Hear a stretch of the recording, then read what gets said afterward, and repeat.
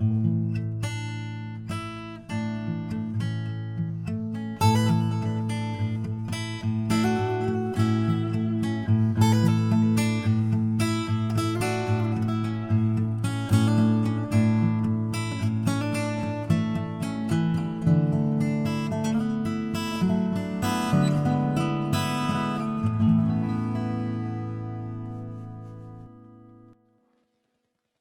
everyone.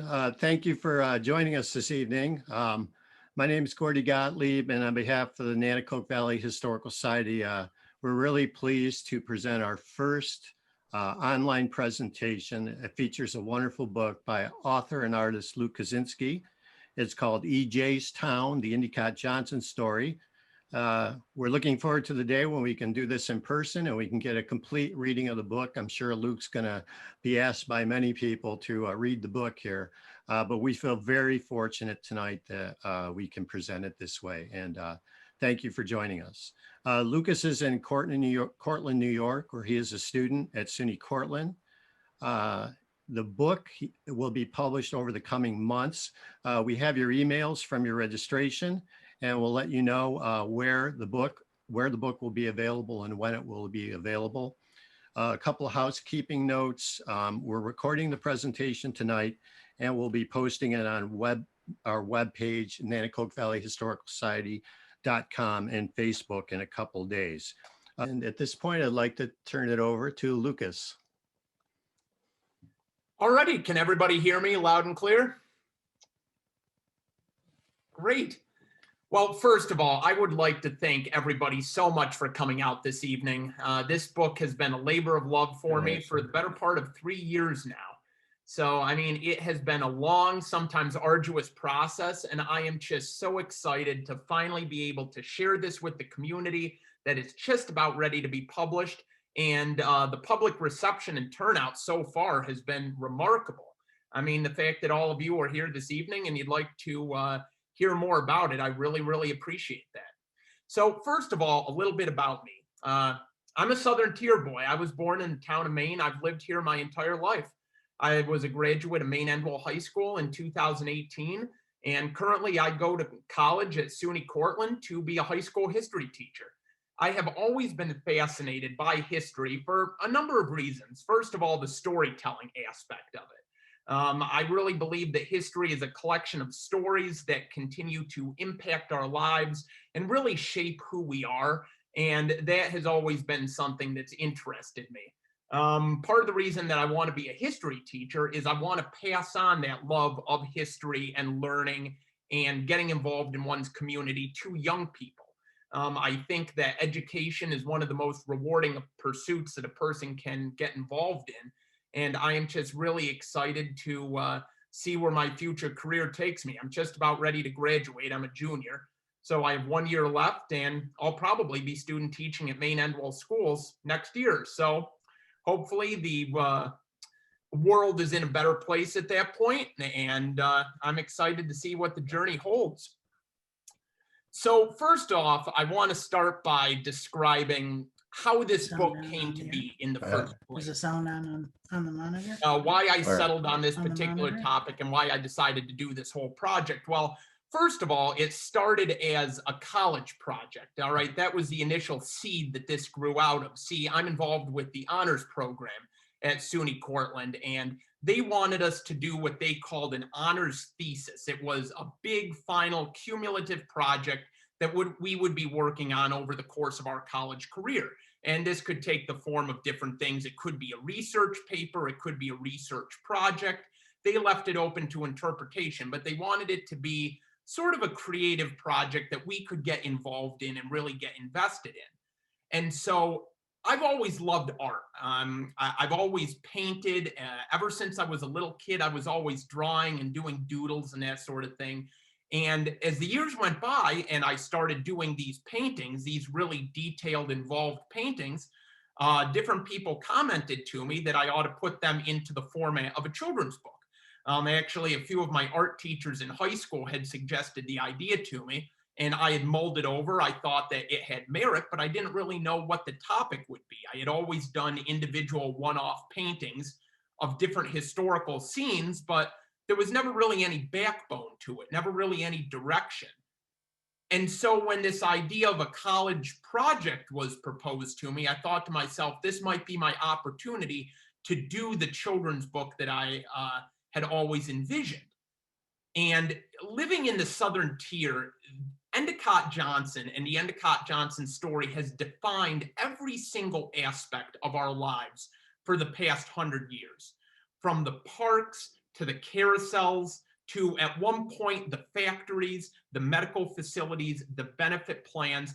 Anybody that has lived in the Southern Tier over the course of their lifetime, whether that be for a few years or their entire lifetime, has somehow been impacted by Endicott Johnson and George F. Johnson's legacy. So this idea came to me that this would be a remarkable project to present to young people. And there's a few reasons why I feel so strongly about the Endicott Johnson story being the perfect topic for a local history children's book. First of all, I wanted to make local history accessible to young people. I think that when a lot of people consider history, they think of old dusty volumes on the shelf, big textbooks. There's a lot of kids in school that really do not find history interesting because it's not been presented to them in the right way. All right, they consider it just the memorization of facts. It's dry, it's boring. Where's the fun with it? I wanted to present history in a way that kids could connect with, they could identify with, and most importantly, they found fun and engaging and interesting. And I thought that my paintings would be the perfect conduit to do that. I wanted to bring history to life for young people and to get them started on this, because I had some remarkable teachers in elementary school, especially, some really great librarians, art teachers, general instructional teachers that really encouraged and fostered my interest in history.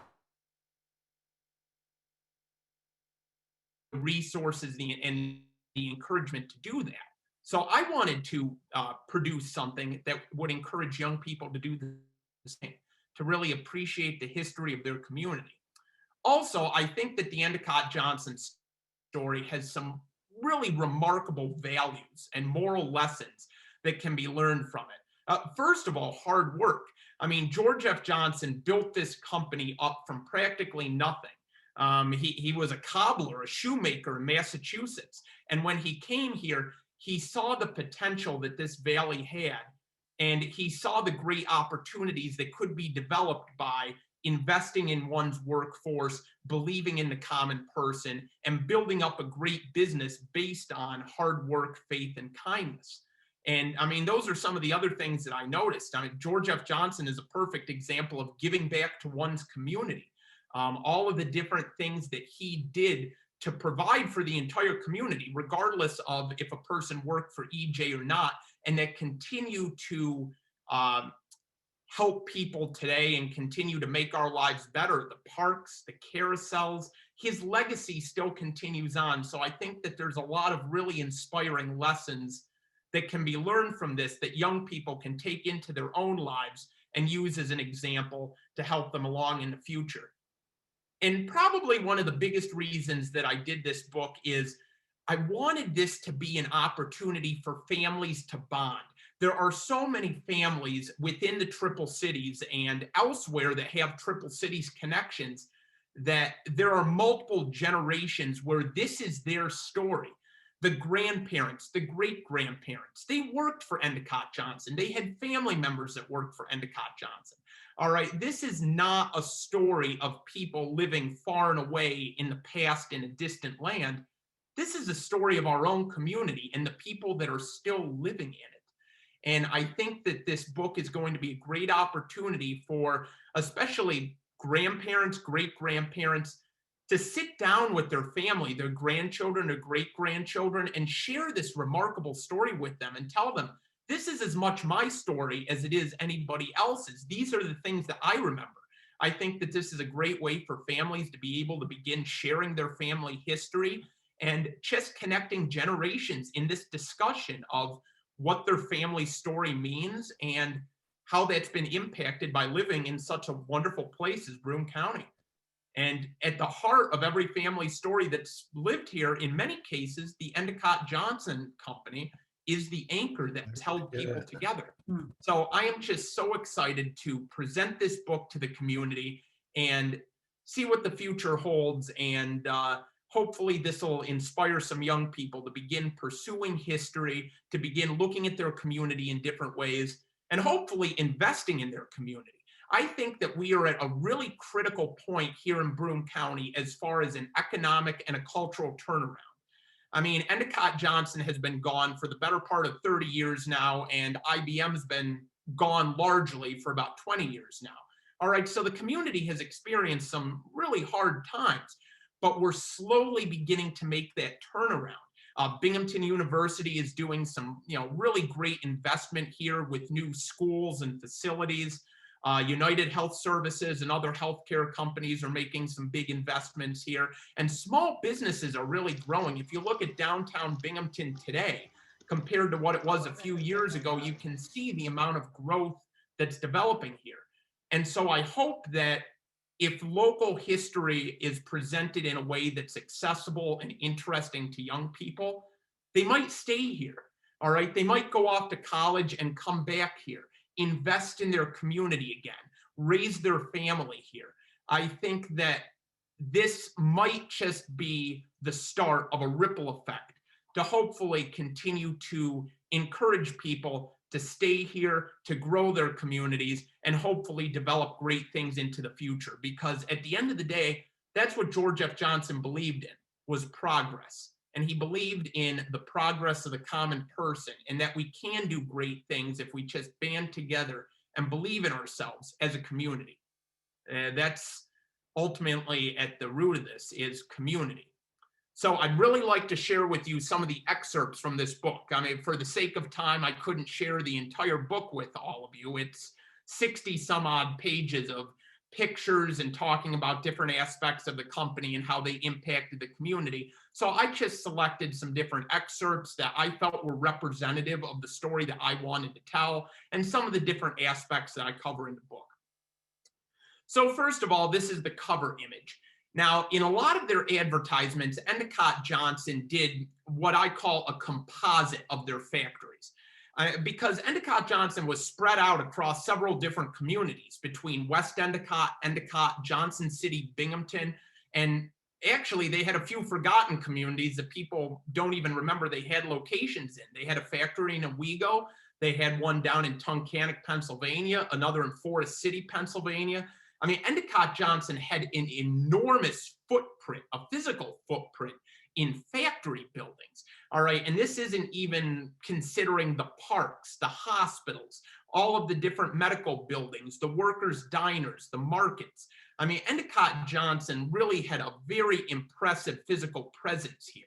And so when they did these composite images of all of the factories brought together, you can just see how impressive their physical layout was. And so EJ used this in a lot of their advertisements and promotional materials.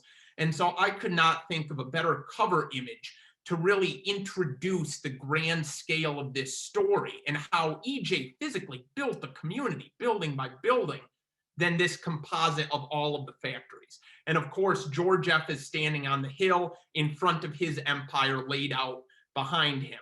And our valley is, of course, defined by the hills, so those are fading away into the background. So I thought that this was a way to showcase really the infrastructure that EJ built here, which a lot of that is now gone now. Over the past 40, 50 years, so many of the tanneries and factories have been demolished that a young person today wouldn't even recognize what the community looked like. Years and years ago, the streets actually went around the factories. The communities grew up around the Endicott Johnson Corporation and this very physical form that it took. Now, this book has been an ever-growing and expanding process. As I have been editing it and doing some different things here recently, it was suggested to me that I do a title page. Well, I mean, these are some things that you don't really think about when you're reading a book, but when you're actually putting a book together, they're very definite considerations. So I had to whip up some sort of an illustration for the title page inside of the cover. And so I was thinking to myself, what hadn't already covered in the book that was simple, it was meaningful, it was something that would sort of sum up the message of the book, because this is one of the first pages you're going to encounter. Hit me. One of the most special locations, at least for me, I mean, it's very meaningful in my life, is Round Top in Endicott, Round Top Park, because when you look out from Round Top, you can see the entire Susquehanna River Valley just spreading out before you. I mean, the hills fade away lays in the distance. The Susquehanna meanders on its way down to Pennsylvania and beyond. I mean, it is just a beautiful, tranquil sight. And then it occurred to me as well, what defines the Valley of Opportunity more than the actual valley itself, the confines of the valley? This great company, Johnson, grew up along the banks of the Susquehanna River and between these hills. And so that's what I wanted to paint for my title page here, was this scene that has inspired me so much. I mean, there are many times I will drive up the Round Top in Endicott just to look out over the valley, much like George F. did. Round Top was a special place for him because it was a spot where he could actually look out and survey this entire community growing up that he was building. And it's a funny story about Round Top. It was originally private property. And for the young people of the Triple Cities, it became a favorite gathering spot to hang out and to spoon. It sort of became the lover's lane of the Triple Cities, Round Top. And so the local police in Endicott were chasing away the young people because it was private property.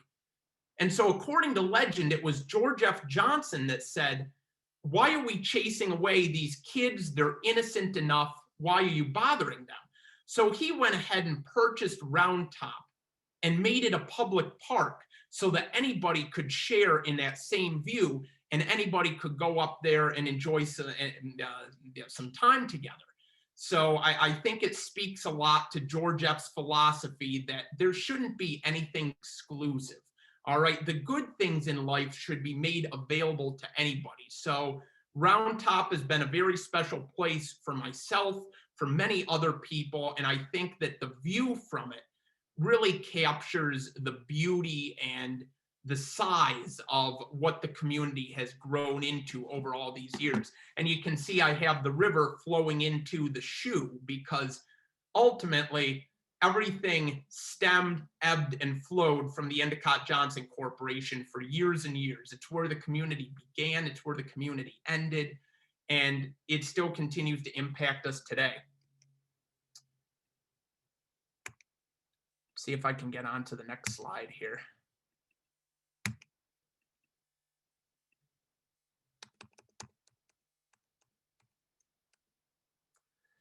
So one of the first pages of the book begins in the modern time because I wanted young people that read this book to be able to identify with something very shortly into the book, for this to be their world. And then we begin going back in time and introducing them to the world of their parents, their grandparents, their great-grandparents, EJ's world. So this first picture of the book is just a typical north side scene in Endicott. Again, it's something everybody can identify with because we've all been on the north side of Endicott. And the EJ houses, I mean, that's a huge part of the Endicott Johnson legacy as far as George F. believing that the average person should have a nice place to live and an affordable place to live. And that's something that continues to provide for the community today. People living in EJ homes that have been lived in and loved in for 60, 70, 80, 100 years, all right? I mean, there's families that have been in the same house for 4 or 5 generations that are Endicott Johnson families. So I wanted to start off with a familiar scene that really captures how dynamic the Triple Cities still is, that we still have exciting things going on, and that the EJ legacy is continuing to this day.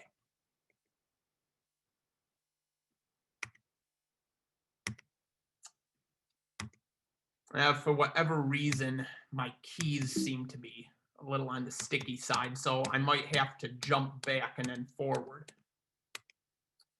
So then the second page, we flash back in time. It's the exact same neighborhood, but many years before in the 1940s at the height of Endicott Johnson. Now you'll see that some things are the same. The houses haven't really changed. The paint color might have changed, but the houses are still there. The valley below has changed. These are the tanneries in Endicott. Now, currently that's the site of BAE Systems, several different parking lots. The physical footprint of the tanneries has changed, but the view as far as the houses is still the same. So I wanted young people to see this continuity in their community, that there's certain things that have remained the same over the years, but also this change over time, that the community has really changed and it is different today than it was once upon a time. So this is introducing kids or whoever's reading the book to this world of Endicott Johnson, that we're going back in time and we're starting this really colorful, magic, nostalgic journey down memory lane for so many people.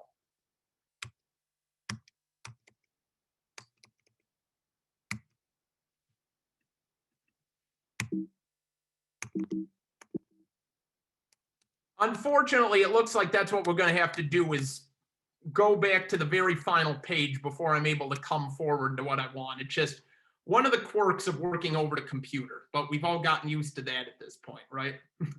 So another one of the pages I really wanted to highlight was the story of immigrants, because ultimately that is the Endicott Johnson story. That is Broome County's story, is the story of immigrants. That was my family's story. My great-grandfather, Konstanty Kaczynski, came over here from Poland in 1917, and he settled on a dairy farm in the town of Maine. Well, that's what he did mornings and evenings, but during the day, he worked in the tannery for Endicott Johnson. He would take the bus down to Endicott, come home during the evenings and milk cows. And that was a story for so many people, is that they were brought here by these incredible stories of a company that believed in its workers, provided for their workers, and really provided the American dream. Because when you think about it, so many of the immigrants that came here, they came here penniless, but they had this immense dream of succeeding, giving their families better lives, and establishing something that their children, their great-grandchildren could really cherish and continue on in the future. So this is a typical Italian family on the north side of Endicott. I think it speaks well to this melding of the new world and the old world. I mean, here's a family that has been assimilated into the American system for several years. They work for Endicott Johnson, and then the rest of their family arrives from Italy.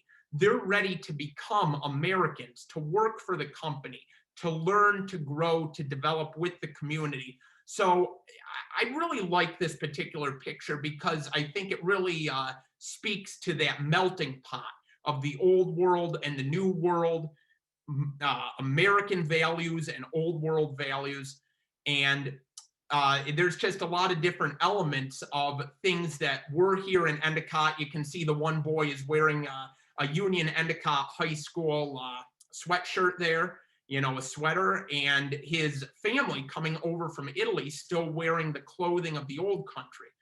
So the phrase "which way EJ" really is more than just a happy colloquial saying that we like to remember fondly. It's so much more than that. For the immigrants that settled here, this was real.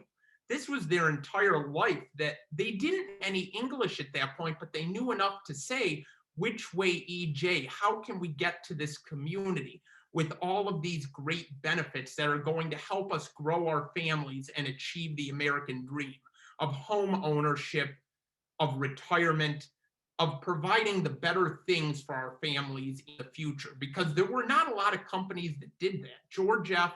and Endicott Johnson really were unique, and they were truly remarkable for what they did.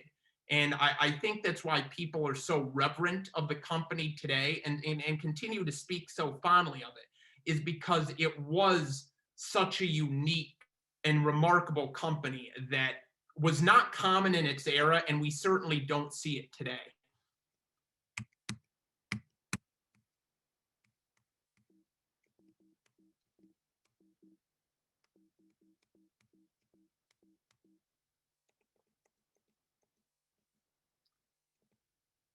So then all of these big pictures have smaller pictures that go along with them. See, I've been showing you the big pictures, and then next to them will be the page with the text. And then I had a smaller image that I would paint that related to the big picture in some way.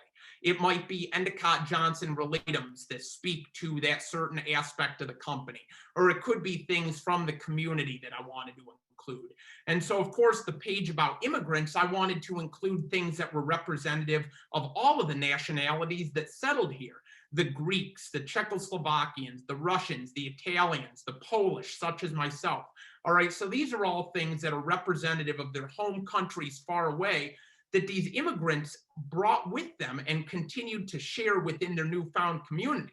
I mean, of course, all of these ethnic groups still have a tremendously strong presence within their different communities, whether that's the north side of Endicott or City or wherever it is in Broome County, they still continue to share their traditions of the old country. And I think that that's wonderful that this community provided such a place where they could be proud of their heritage, but also celebrate their new American future.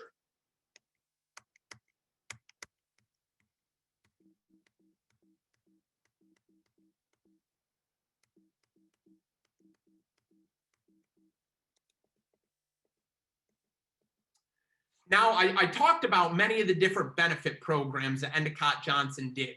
I talked about the hospitals, the markets, the parks, the pools, all of the different things that EJ did for the community. And the one I just decided to highlight for this presentation was the Endicott Johnson Fire Department. EJ had 3 or 4 fire departments scattered across the Triple Cities, complete with fire prevention, ambulance service. They had a complete team of firemen that they paid to stay at the station and be on call if there were any problems and continue to fight fires and help people out throughout the community. This particular location was the fire department in Endicott next to the calfskin tannery.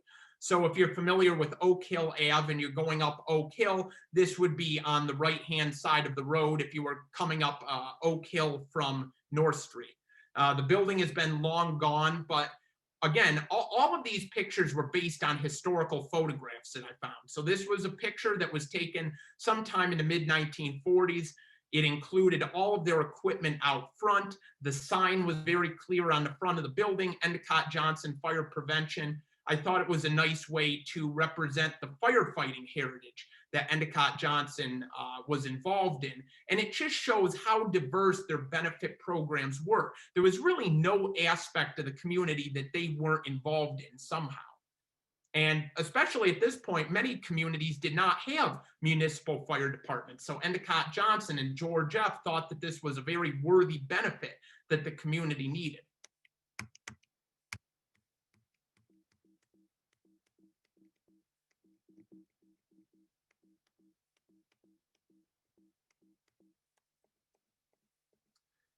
And so the small picture that's related to that on the text page is different items related to firefighting of that era.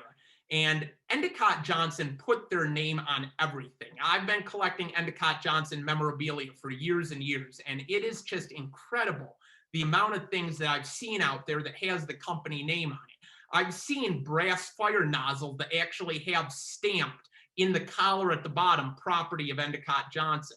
All of their firemen had small badges, EJ Fire Prevention Corps, that would go on their hats.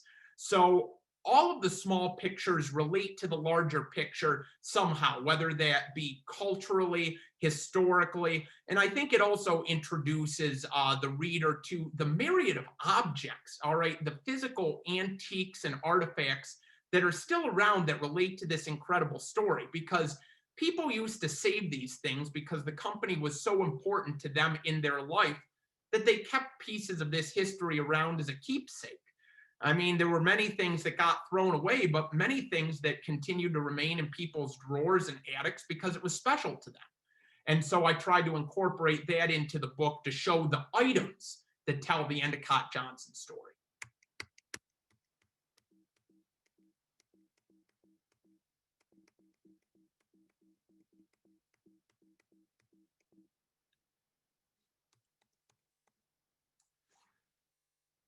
everybody's favorite part of the Endicott Johnson legacy, I would say, is the carousels. I mean, we are called the carousel capital of the world for a reason.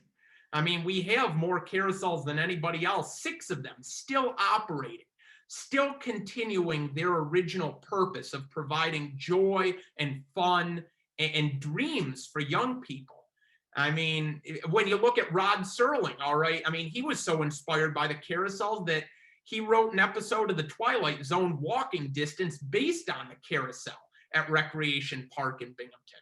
So, I mean, the carousels, I think, are as much a cultural icon in the Southern Tier as anything else. And that just goes back to George F.'s philosophy that if a person is successful in life, that they really need to give back to the community and share that wealth, share that prosperity and opportunity with other people. We all know the legend that George F. Johnson, when he was a little boy, he was so poor that he couldn't ride a carousel.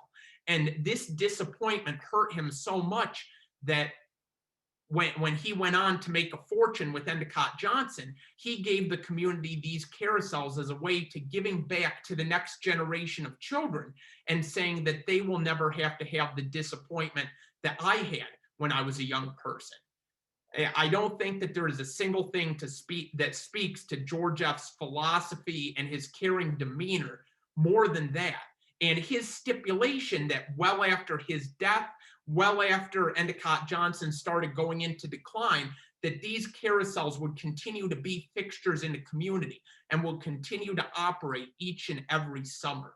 So I think out of anything that Endicott Johnson did, this is one of people's favorites that continues to impact everybody today. I mean, kids have grown up riding the carousels.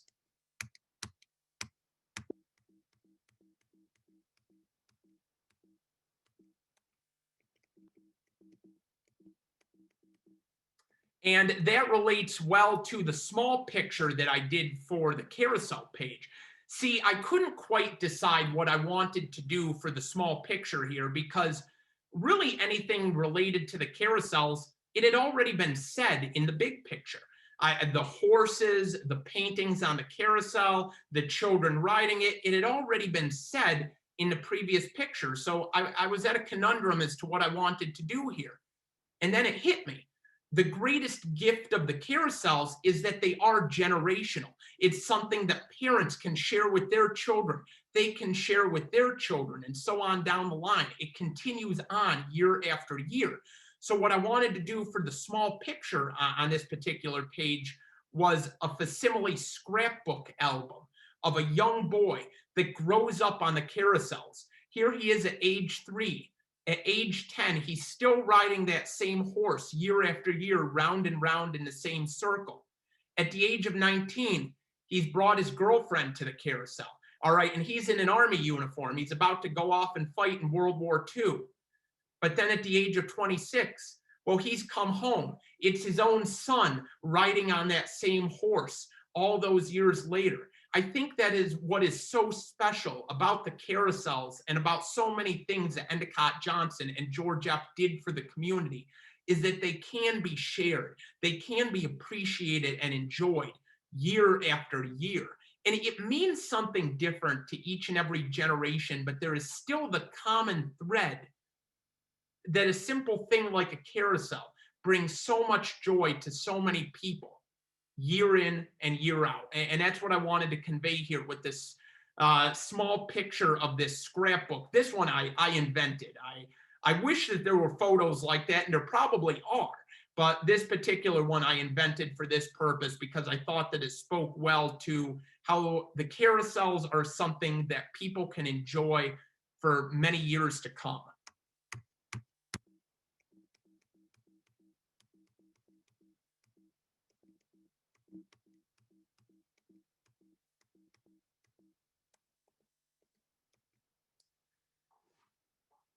And what story of Endicott Johnson would be complete without the arches? The EJ arches are a real stamp on our community that for well over 100 years, people have driven under. We've lived around the arches. And I think today they've sort of faded into the background in a lot of ways. I don't think people notice the arches as much as they once did.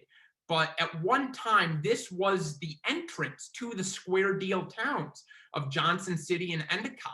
And what I think is so remarkable about the arches is that they were erected by Endicott Johnson workers. They raised the money themselves. They collected pennies from everybody's paycheck.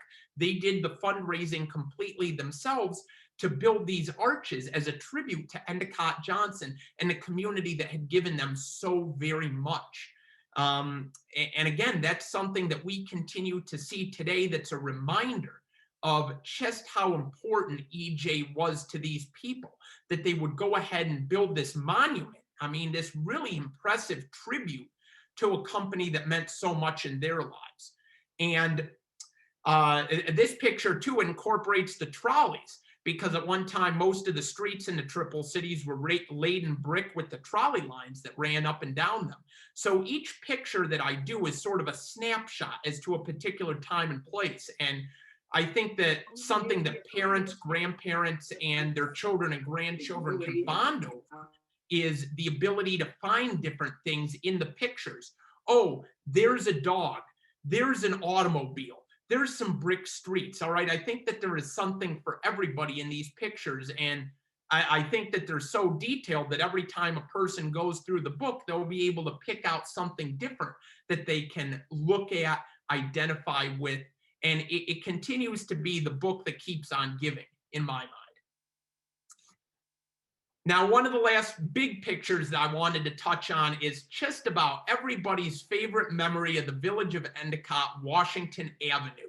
Everybody has a Washington Ave memory, whether that is Bert's Department Store, Woolworths, Elks Bake Shop, the Lyric Theater. Everybody has a favorite store that they went to on Washington Ave. And since Washington Ave had such a long history of businesses and really this dynamic commercial activity from the early 1900s up until probably about 20 years ago or so, everybody has something that they remember that's special to them from Washington Ave. And what time of the year was bigger, I mean, quite literally bigger on Washington Ave than Christmas time? All of the stores were open with lights and garlands and wreaths. Of course, there were plenty of Santa Clauses walking out and about spreading Christmas cheer. Washington Ave at Christmas time really was a sight to behold. And it's unfortunate that I don't have these memories myself, but I know from talking to people in the community and seeing pictures just what a really special place it was for so many people. And I hope that when people that have these memories look at a picture like this, it's nostalgic for them. It brings all of these memories back of special times going with their parents and grandparents to these stores, buying a dress at Bert's, trying the cookies and baked goods at Elks Bake Shop, watching a movie at the Lyric Theater. I think that's one of the most important things with this whole book is that these are people's memories. And I really hope that this book spurs these conversations among families about what the community once was like and what it could be again. Because like I say, I think the Southern Tier is in this great transitional period right now of a lot of regrowth and rejuvenation, to where when we hold on to these special memories of the past, they help us and inspire us to continue to do great work into the future. And I think that's what we need, is a coming generation of young people that's inspired by all of the successes of the past to forge their own successes into the future.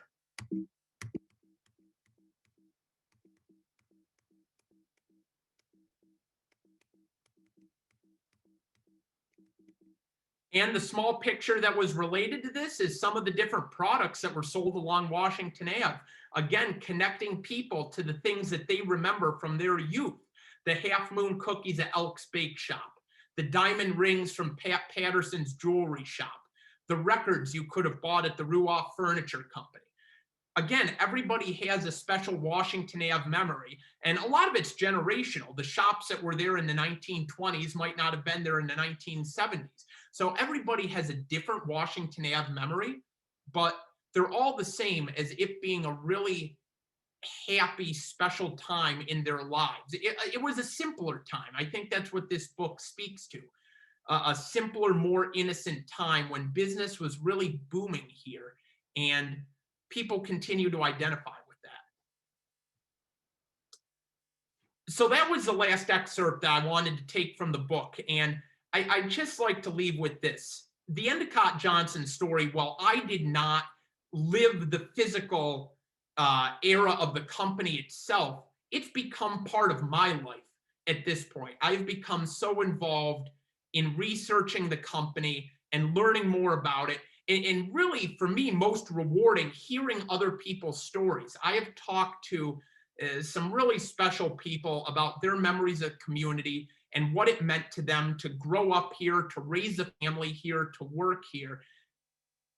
At one time in my life, I always envisioned that once I went off to college, I mean, how could I come back to the Triple Cities? Well, this has connected me with my community on so many levels, and it's made me realize just how important this little piece of land, Broome County, New York, it's a tiny little corner of the world, how much this has impacted people's lives. And I hope that's what this book does, is it allows families to share their lives with the next generation and say, we come from a truly incredible place with really fantastic roots here of industry, of progress, of hard work, faith, determination, and generosity. And that these lessons can be an inspiration for people into the future. I mean, this is a really wonderful place to grow up, to raise a family, and I think it can only be improved into the future with a lot of inspiration from the past and some of the lessons that George F. Johnson gave us.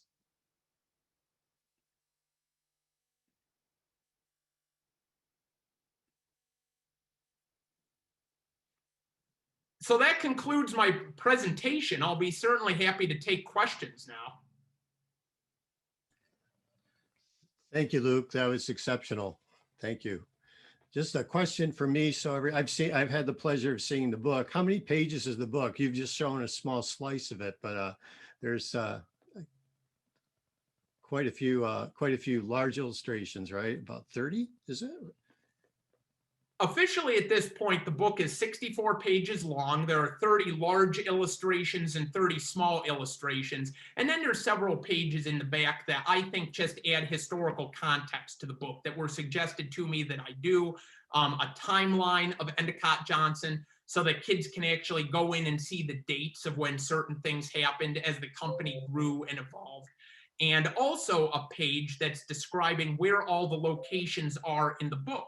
So you can take one of the paintings from the book, compare it to the page in the back, and learn exactly where it was, whether it was Leicester Ave in Johnson City, Court Street in Binghamton, Main Street in Endicott.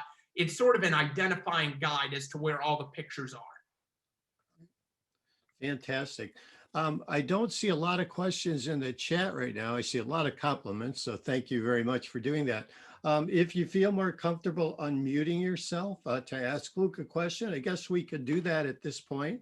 So you have two choices. You can put it in the chat and I'll read it to Luke, or you can just ask the question. Okay. Hi, Lucas.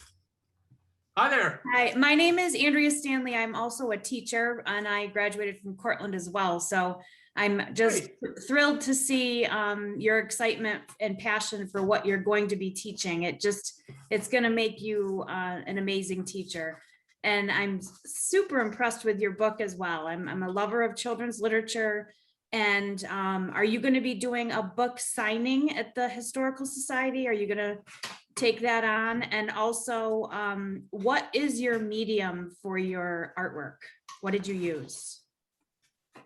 Sure. Well, I'll start with the medium first, as I think that's the easier question to answer. These are all acrylic paint on watercolor paper, but then how I got all of the fine details was just taking a pen, just a simple pen, and going in and doing all of the painting, the bricks on the buildings, buttons on people's shirts. All right, these paintings would take generally on average 48 to 60 hours, depending on how involved that particular scene was. But they're all done on watercolor. I particularly like watercolor as a medium because it dries quickly. And that way I'm able to then go in and do the details. And it's easy to work with. Oil paints, you're generally able to get a wider range of color, and it's especially good for doing different shades and things. But oil paint just takes so long to dry, it wasn't feasible for this particular project.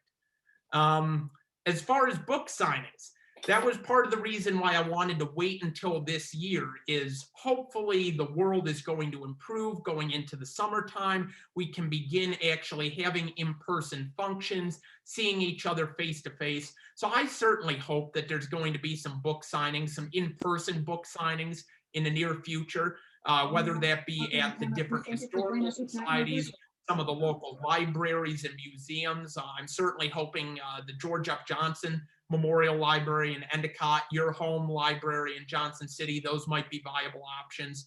So that's part of the fun of this for me, is getting out and meeting people and really sharing this with the community. And the book was ready to go for the most part last year, but of course the pandemic has put all of our lives on hold, and I didn't want to introduce this book to the world in the middle of a world that was all topsy-turvy. So hopefully, as things return back to normal and going into this summer, once it's printed and ready to go, I'll actually be able to get out and really share it with people like that. Thank you. Thanks for the question, Andrea, and thanks, Luke. Any other questions?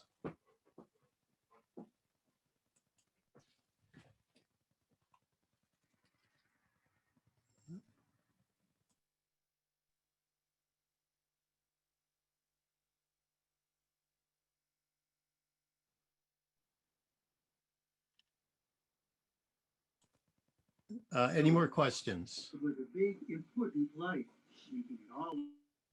No more questions? Okay. Luke, thank you very much. It was exceptional. I'm looking forward to it. I've had the pleasure of seeing it. I haven't seen the latest edits, but it's really incredible. And we can't thank you enough for doing this and spending all the time. I know you got a lot of academic demands right now too, so we really appreciate it. Oh, certainly. Well, I am so excited and appreciative myself of the Nanticoke Valley Historical Society putting this together, for all of you coming out, showing interest and support in this. And one last thing I'd like to close on, because I'm sure you're all wondering, when is this book coming out? It's going to be out probably late this summer, early in the fall. I'm certainly shooting for July or August as an official release date. I'm still working out some of the publication details, who's going to do it and that sort of thing. But I'm very optimistic that it's going to be out sometime late this summer. So continue to watch for updates on the news from the different historical societies, because once we're ready to actually release this and present it to the public, you'll see the advertisements for it. No doubt about that. We'll certainly be doing a lot to promote this. So continue to watch for it, and I'm excited to see where this book goes. Thanks, Luke. Again, we can't say enough about the work and detail that's went into this. I think when you see the book, you're going to be knocked out by it. I hope you enjoyed the presentation. We hope you'll become a member of the society. You can join at the Nanticoke Valley Historical Society.com. We have all of your email addresses for everyone that registered. So when the book does come out, we'll be able to share and give you all the details about where to purchase it. We do have more presentations like this coming up. We're going to try to do one every month. Next one up is May 17th.